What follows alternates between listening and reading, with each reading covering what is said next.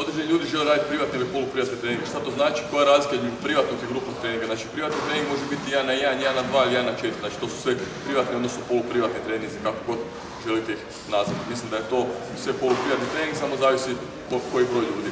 Do 4 čovjeka trening može dobro kontrolirati.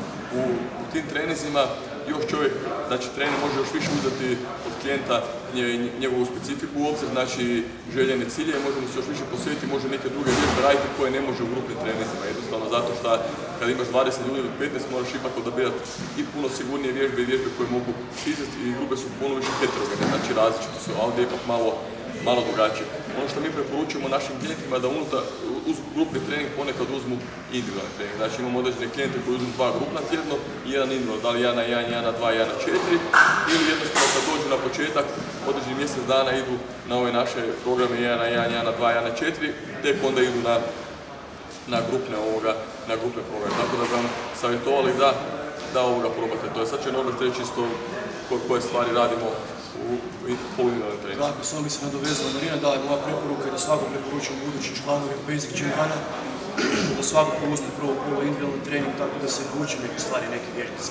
Jer ako ljudi su prvi put u teretani, nisu nikada trenirali i vježbali, doći na grupni trening, pola vježbica ne znaju izvoditi, jako je teško.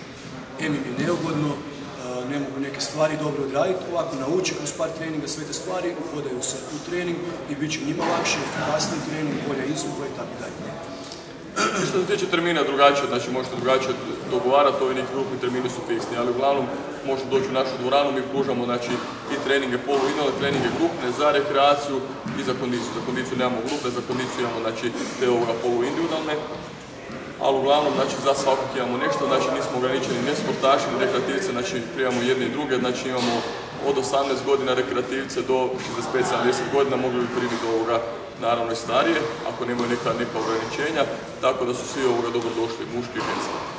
Naravno, ako se žele osjećati zdravije, bolje, znači samo neka dođu.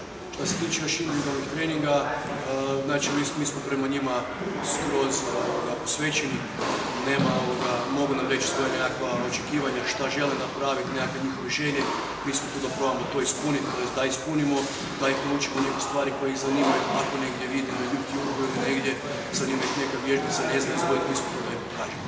Znači, bez nekakvog pritiska, slobodno dođite, probajte naše treninge i evo, kako je Marina rekao, većina ljudi ostaje, tako da svi ostaju, svima se sviđa, tako da dapače, pozivam vas, dođite, probajte i nećete sigurno požaliti. Mi u biti pružamo klijentima ono što žele, dajemo im ono što treba. To je naš cilj.